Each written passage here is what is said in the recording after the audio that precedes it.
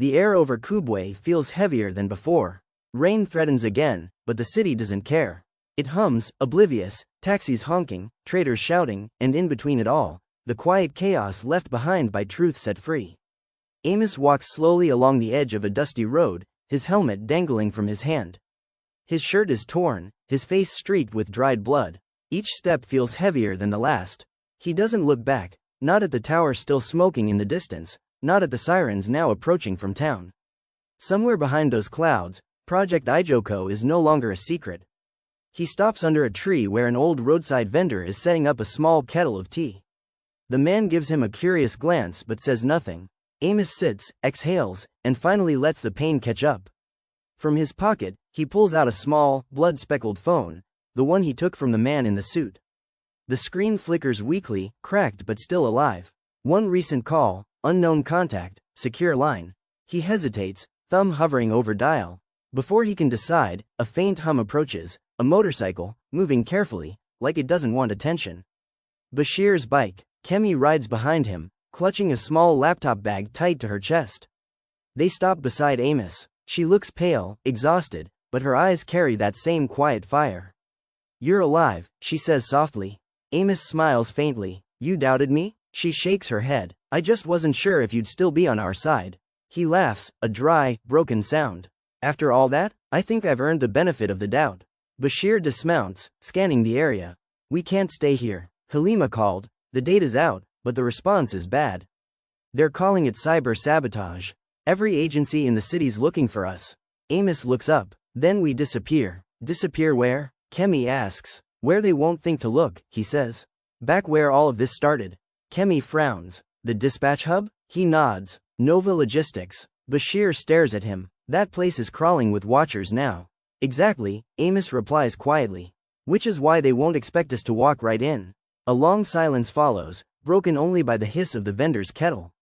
Kemi wipes her face and sighs.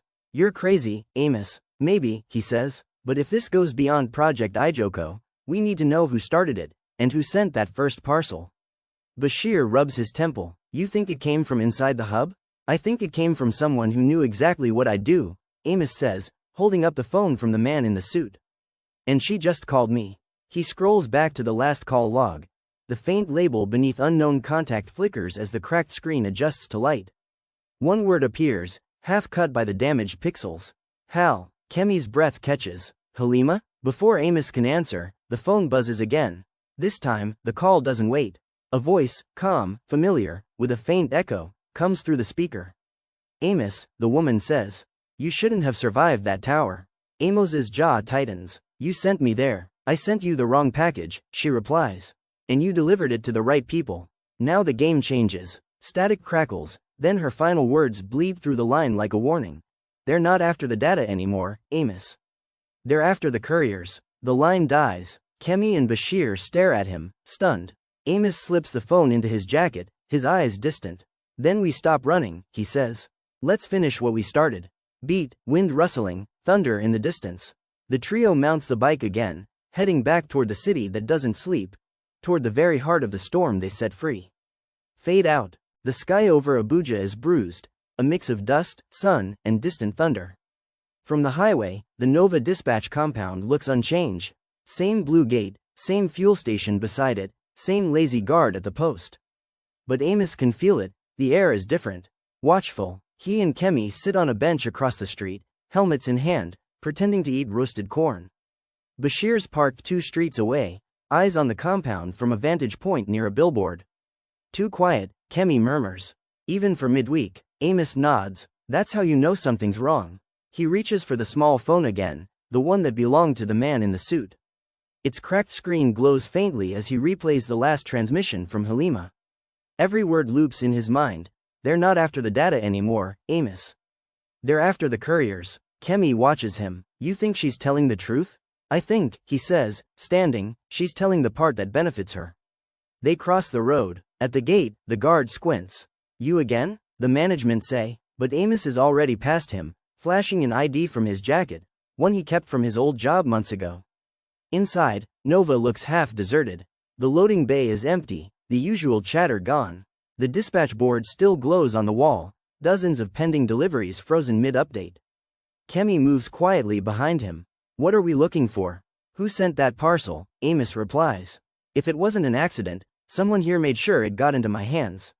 She nods, scanning the desks. That means checking system logs. They head to the back office. Dust motes swirl in the faint light filtering through blinds. A single monitor hums. Kemi sits, types in a few admin codes, and the screen fills with rows of dispatch data.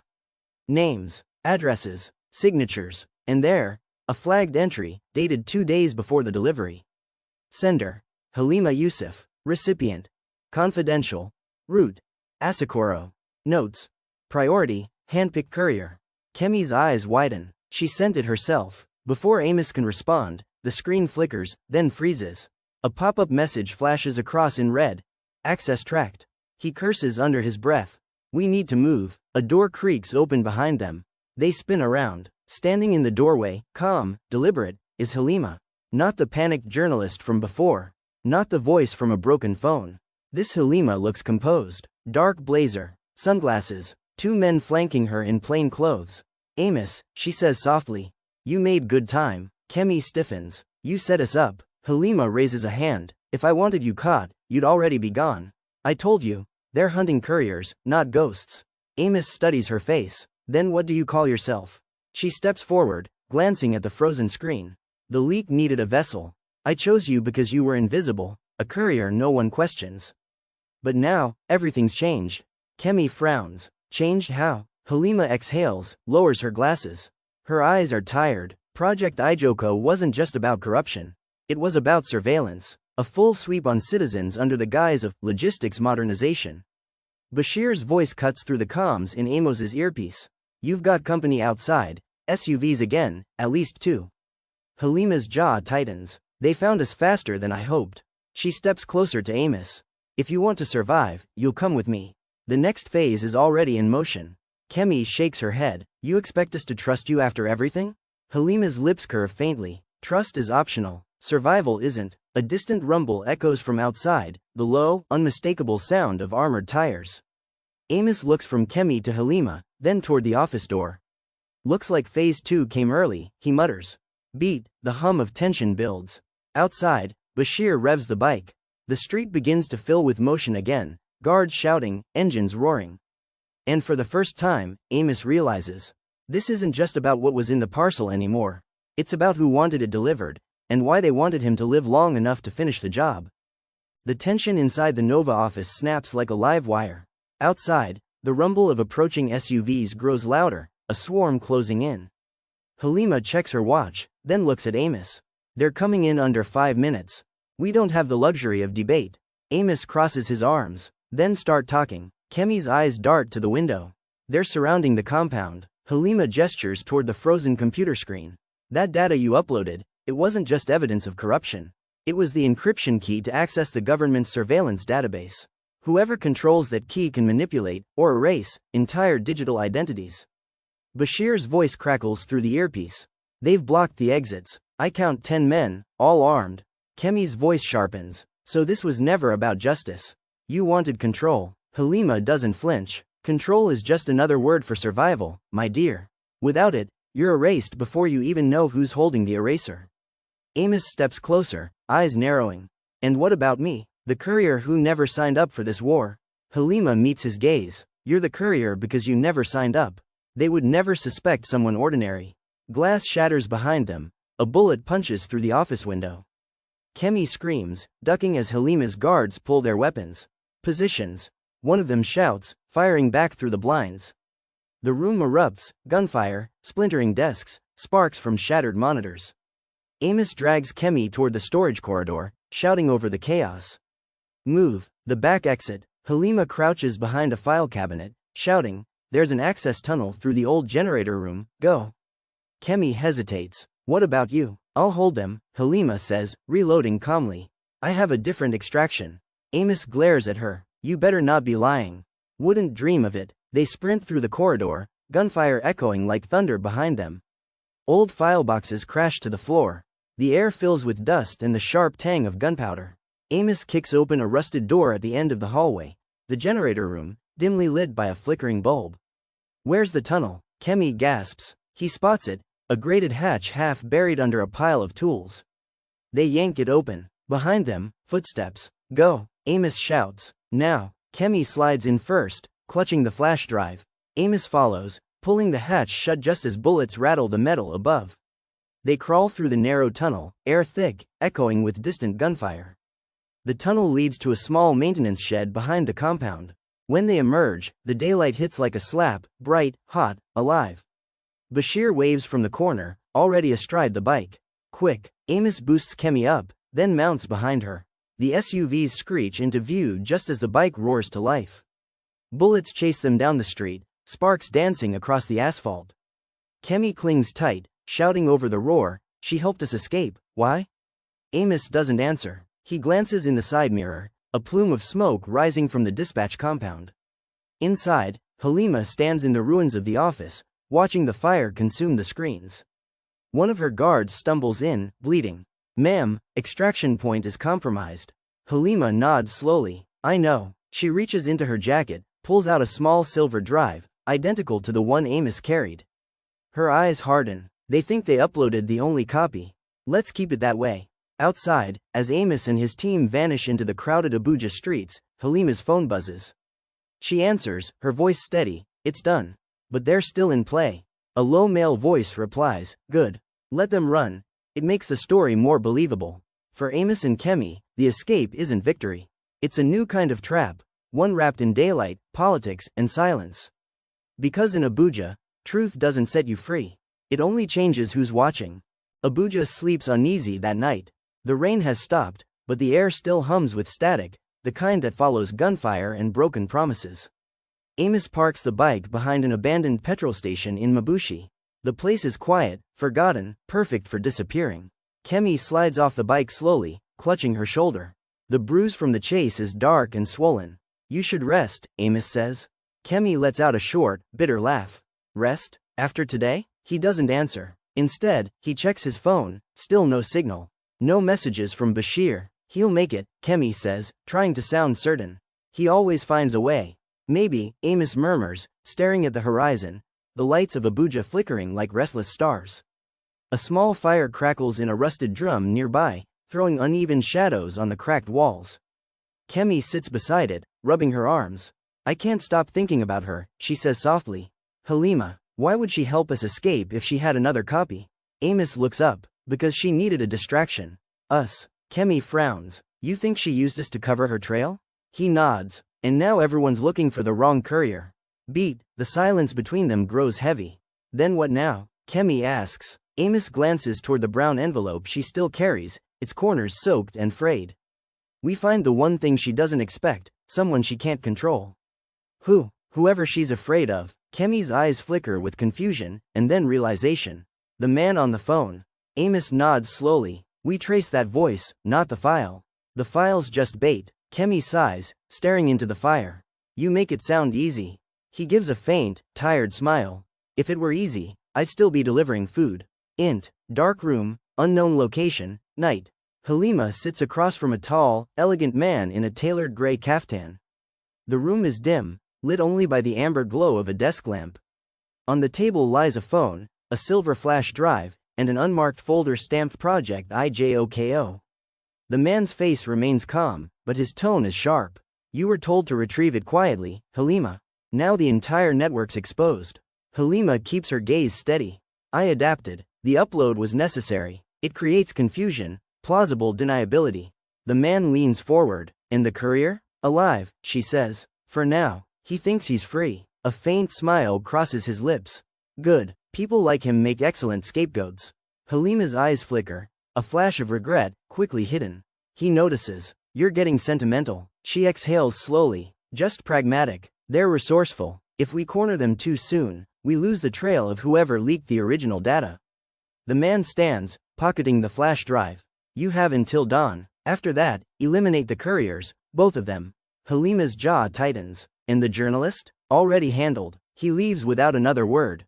Halima remains seated, her reflection trembling in the lamplight. For the first time, her composure slips. She reaches into her jacket and pulls out her phone, a single unsent message glowing on the screen. "Amos, if you're reading this, don't trust anyone in uniform. Not even me." She hovers over the send button. Then, the screen goes black. Beat. Back at the petrol station, Amos finally finds a faint signal. His phone buzzes, an unknown number flashing once before disappearing. He frowns, trying to redial, but the call won't connect. Kemi looks up. Who was it? Amos shakes his head. Someone who didn't want to be found. The wind picks up, scattering ash from the dying fire. Somewhere far away, sirens echo, faint, fading, like a warning that came too late. Tomorrow, the hunt begins again. The road out of Kubwe is rough, silent, and endless. Bashir's hands shake on the wheel as he speeds through the dark, headlights cutting through a fog of red dust and exhaust. The laptop beside him hums faintly, its power light blinking, the only sign of life left in the car. He checks his mirror every few seconds, his breath unsteady. They won't stop, he mutters under his breath. Not until I'm gone. He reaches the junction toward Zuba, swerves off the highway, and drives into a dirt path that winds between half-built warehouses and abandoned trailers. It's the kind of place nobody looks twice at, perfect for what he needs. He kills the engine, lets the silence settle. Only then does he dare open the laptop. A prompt flashes across the cracked screen. Upload complete. Backup copy active. Decrypt file? Yes. No. He hesitates. Every instinct screams no, but then he remembers Kemi's voice. If we lose the main file, the truth dies. He clicks yes. The screen flickers. Lines of code scroll past, encrypted directories, timestamps, and at last, a folder named IJOKO_docs. Inside, dozens of scanned contracts, voice recordings, and confidential memos between unnamed government officials and foreign investors. He clicks 1. A transcript opens. Project IJOKO, Phase 3 Agreement. It lists offshore accounts, land acquisitions, and something else. Environmental clearance for Phase 3 construction near Garara Dam, payment approved to Minister O. Bashir stops reading. His pulse quickens. He knows that name. Everyone in Abuja knows that name. He scrolls further. A red-stamped header catches his eye. Confidential, property development under military oversight. Civilian resistance expected. Prepare contingency. He leans back, stunned. The project isn't just a scam. It's a land grab, backed by the same people who claim to be protecting the nation. A sound outside snaps him back. Crunch. Footsteps. Bashir slams the laptop shut and reaches for the wrench on the passenger seat. A figure appears in the dim glow of the headlight, tall, wearing a raincoat. A man's voice calls softly, "Bashir?" He freezes. He knows that voice. It's Musa, a fellow technician from the dispatch hub, someone who had disappeared weeks before everything started. "Musa?" Bashir whispers. "How did you?" "Keep your voice down," Musa says, slipping into the passenger seat. His eyes dart to the laptop. "You've seen it, haven't you?" Bashir hesitates. "What are you talking about?" Musa doesn't answer. He reaches into his coat, not for a gun, but for a small black USB stick. "This is the other half," he says. "The one you don't have." Bashir stares, unsure if he should trust him. "Why are you helping me?" Musa's eyes flicker. A flash of guilt, maybe fear. "Because I was supposed to erase everything. But after what I saw, I couldn't." Bashir studies him. "You're one of them." Musa nods slowly. "I was. Not anymore." The tension thickens. Somewhere behind them, faint headlights appear, distant, but closing in. Musa grips the dashboard. "We don't have long. There's a safe house in Nyanya. Someone there can help us decrypt the rest." Bashir hesitates. "Who?" Musa looks straight ahead. "A woman named Halima." Bashir's breath catches. "No. She's the reason this started. She's also the only one who can finish it," Musa replies, his tone dark. "You think you uploaded the truth? You only uploaded half." Outside, engines roar closer. Bashir starts the car again. "Then we better make sure the other half sees daylight." They speed off into the night, taillights disappearing into the dust. Beat. Miles away, in her office at the ministry, Halima watches the same data Bashir decrypted appear on her screen. Her lips curl slightly, not in victory, but in grim anticipation. "They found the other half," she murmurs. "Good. Let them bring it to me." The afternoon sun scorches Abuja's skyline, painting the city in shades of gold and exhaustion. Somewhere between Jabi and the expressway, Amos and Kemi sit in the back of a rusted taxi, the kind that rattles even when parked. Kemi's eyes are fixed on the traffic outside, hawkers balancing bottled water, cars inching forward, the smell of fuel and roasted corn merging into something uniquely Nigerian. But her mind is elsewhere. Amos scrolls through the burner phone Bashir gave him before they split up. No signal. The SIM card, probably compromised. He exhales sharply. Nothing. I can't reach Bashir. He'll call, Kemi says quietly. But she doesn't sound convinced. Amos studies her face, pale, drained, but still burning with determination. You're sure this journalist in Nyanya is still alive? She is, Kemi replies. Halima always finds a way. The name lands between them like a weight. Amos looks away, frowning. Then why do I feel like we're walking into something she already planned? Before Kemi can answer, the taxi driver slaps the dashboard. Oga, madam. See fuel finish. Oh. I fit no reach Nyanya like this. Amos pays quickly, urging him to pull over. They step out into the blinding heat, the hum of the city swallowing them whole. They walk toward a roadside kiosk to buy water, and that's when Kemi's phone, the spare she thought was dead, vibrates. She freezes. The screen glows.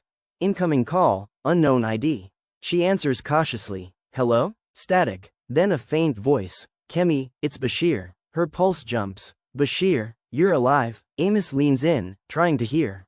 Where are you? Not safe to say. Bashir's voice crackles. Listen, I'm not alone. There's a man with me, someone who used to work for them. He says we need to bring what we have to Halima. Kemi's eyes narrow. Halima again. Why does everyone keep? Because, Bashir interrupts, she's the one who created Project Ijoko. The silence that follows feels heavier than sound. Amos's expression hardens. She what? Bashir continues, his voice lower now, urgent. Halima didn't just leak the data, she designed it. Every file, every transfer. She planned both sides, the exposure and the cover-up. Kemi stumbles back, her hand trembling. That can't be true. She's expecting us, Bashir says. She wants to meet, but Amos. He hesitates. I think she's tracking everyone connected to the upload. Before Amos can respond, a screech of tires cuts through the background, followed by gunshots. Then static. Then nothing. Bashir? Kemi screams. No reply. The line goes dead. They stare at each other, the reality settling in fast. She set us up, Amos mutters. Kemi's voice breaks. No, she. Think about it, he snaps. Every route, every name, every move. She's been one step ahead. We're not exposing her plan. We're part of it. The wind shifts, carrying the smell of distant rain. Kemi looks at the horizon, whispering, then maybe it's time we stop following her script. Amos nods. His jaw tightens as he checks the map on his phone. She expects us to come through Nyanya. So we won't. We'll go around, hit her from the side. And then? He meets her eyes. Then we find Bashir, before she does. The first drops of rain begin to fall again, warm and heavy. The storm isn't done with them. Somewhere in a cool office filled with flickering screens, Halima watches two red dots moving slowly across a map of Abuja. Her smile is faint but knowing. Good, she murmurs. Let them think they're ahead. It makes the ending more poetic. The rain begins again, not heavy, just enough to turn Abuja's heat into steam. By the time Amos and Kemi reach the old road leading toward Karshi, their shoes are soaked and their nerves are raw. They had ditched the main route to Nyanya, cutting through a back trail Bashir once mentioned, a dirt path once used by surveyors before it became forgotten by the city. The surrounding bush is thick, humming with the sound of crickets and distant thunder. Kemi keeps glancing over her shoulder. You think they're still tracking us? Amos doesn't answer. He's thinking about Halima, her name, her timing, the calmness in her messages even when chaos erupted. Something about her silence now feels deliberate. Let's stop a minute, he says finally. They take cover under an abandoned shed, the tin roof echoing softly with rain. Kemi slumps against the wall, clutching her soaked backpack. You think Bashir's still alive? He's smart, Amos says. He'll find a way. But if Halima was behind Project Ijoko? She trails off, her voice trembling. Then who do we trust now? Amos looks out toward the fading light. Maybe nobody. In the heart of Abuja, far from their hiding place, a different kind of silence fills a sleek, air-conditioned room. Halima sits before a table littered with papers, cables, and a single glowing monitor. Her expression is unreadable. A man in a charcoal suit stands behind her. His voice is measured. The upload reached offshore nodes, but we've contained 80%. The rest is scattered through the darknet. We can retrieve it, if we find the courier. Halima doesn't look up. You won't find him. Why not? Because I made sure he doesn't even know where to go next. The man frowns. You're protecting him? No, she says softly. I'm testing him. He studies her face, confused. Testing? She finally turns, her eyes sharp, calm, dangerous. The truth needs messengers who survive the system. Amos just doesn't know he's being built into one. Back at the shed, Amos wipes mud from his boots and pulls out the brown envelope, the original parcel that started it all. It's damp now, edges frayed, but still sealed. Kemi watches him. You never opened it? He shakes his head. Didn't seem like my story to tell. Well, it is now, she whispers. They stare at it for a long moment before Amos finally tears it open. Inside, a single folded document and a small memory card wrapped in foil. Kemi unfolds the paper, her eyes widening as she reads. Amos, this isn't just data. What is it? It's a list, names, transactions, coded bank routes, all tied to Project Ijoko. But look at this. She points to a name near the top. Halima Yusuf, lead coordinator, Phase 1 operations. Amos exhales slowly. She put her own name here? Or someone wanted us to see it? Before they can say more, the low hum of an engine echoes from the distance. Headlights cut faintly through the trees. Amos stands. We need to move. They step out into the rain again, the envelope clutched between them. The path ahead winds through a patch of open ground. Then, another sound. Not a car this time. A drone. Its red light blinks overhead, circling once before vanishing into the mist. Kemi looks up, terrified. They found us. Amos grips her hand. No, she did. They run into the bush just as the drone drops a flare, red light flooding the trees. And somewhere, behind a distant screen, Halima leans forward, whispering to herself. Phase 2 begins. The bush comes alive with sound. Rustling leaves, distant thunder, the hum of engines somewhere beyond sight. Amos pulls Kemi along the narrow trail, the mud sucking at their boots. The red glow from the flare fades behind them, replaced by the cool blue shimmer of moonlight breaking through the clouds. Where are we going? Kemi gasps. East, toward the quarry road, Amos says, panting. It's open ground, harder for them to corner us there. Kemi stumbles, clutching her side again. The graze from before is bleeding through her soaked sleeve. Amos steadies her, his voice softening for a brief moment. You can't stop now. We're too close. They keep moving until the forest opens to a clearing, an abandoned construction site, half swallowed by weeds.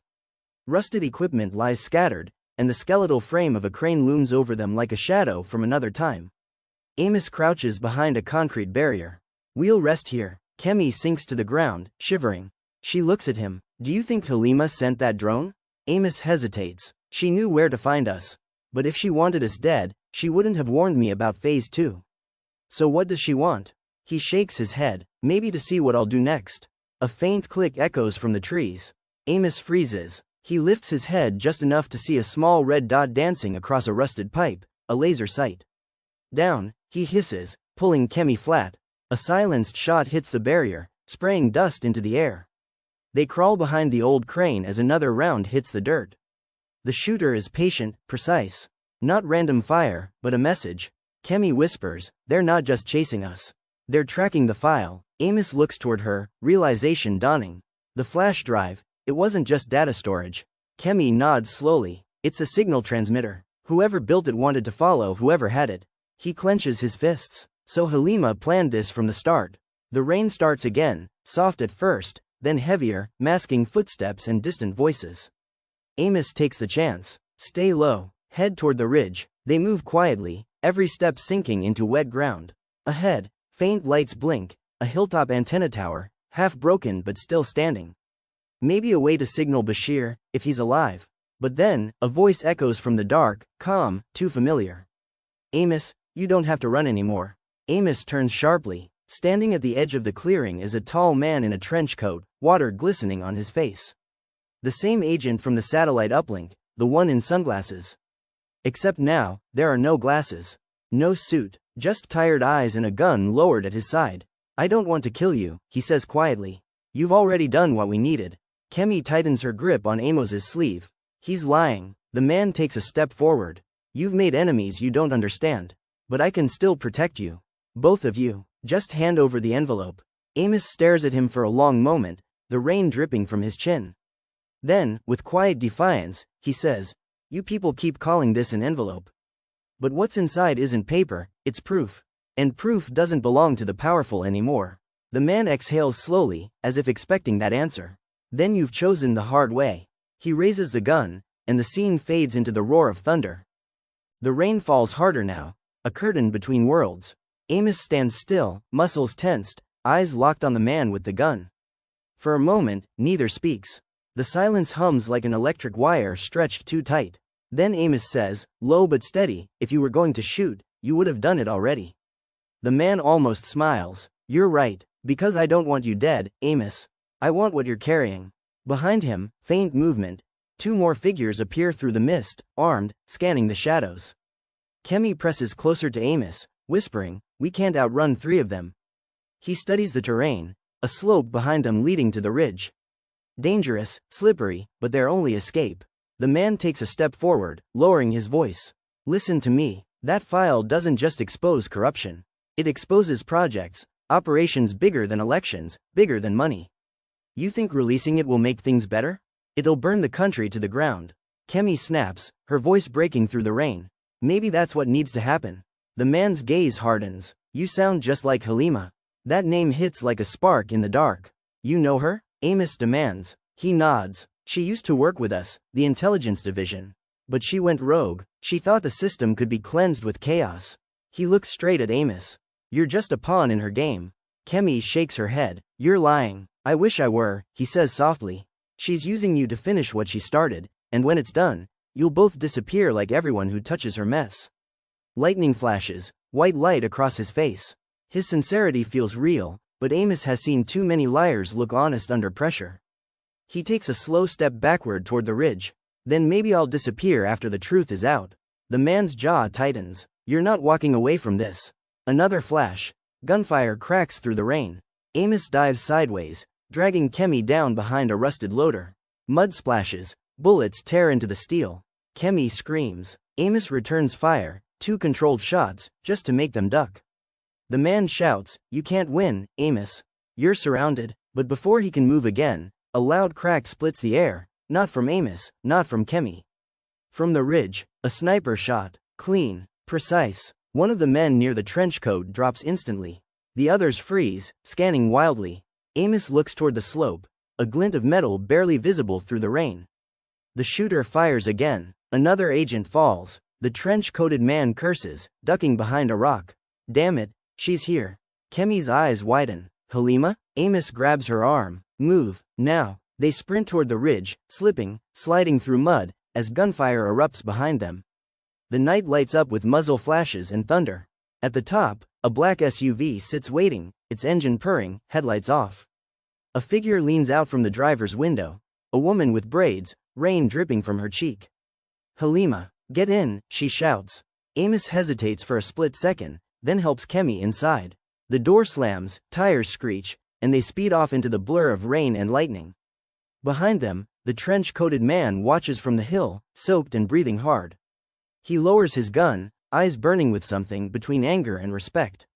Run, courier, he mutters. Run while you still think you're the hero. The SUV disappears into the storm, tail lights glowing red like eyes fading into the distance. The SUV speeds down the expressway, slicing through rain and darkness like a blade through silk. Inside, the hum of the engine fills the silence between them. Halima drives with the calm of someone used to danger, hands steady, eyes sharp. Her every movement is deliberate, efficient, like she's lived this night 100 times in her head. Kemi sits in the backseat, clutching the laptop to her chest. Her hair is plastered to her face, her breathing uneven. Amos sits up front, staring out the windshield, water streaking the glass like tears. Finally, he says, low and controlled, you were watching us. Halima's eyes flick toward the rear-view mirror. Of course, you led them straight to me. Kemi snaps. We didn't even know you existed until 5 minutes ago. Halima exhales, a humorless sound. And yet you're still alive. You should thank me for that. Amos's voice hardens. What exactly did you put in that drive? A flash of lightning illuminates her face, calm, unreadable. Evidence. Enough to shatter the kind of people who think they own Nigeria. Kemi leans forward. Then why are they saying you used to work with them?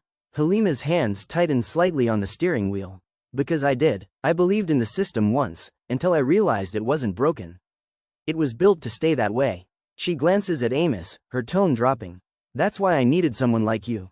Someone invisible, a courier with no history, no political ties, no reason to be noticed.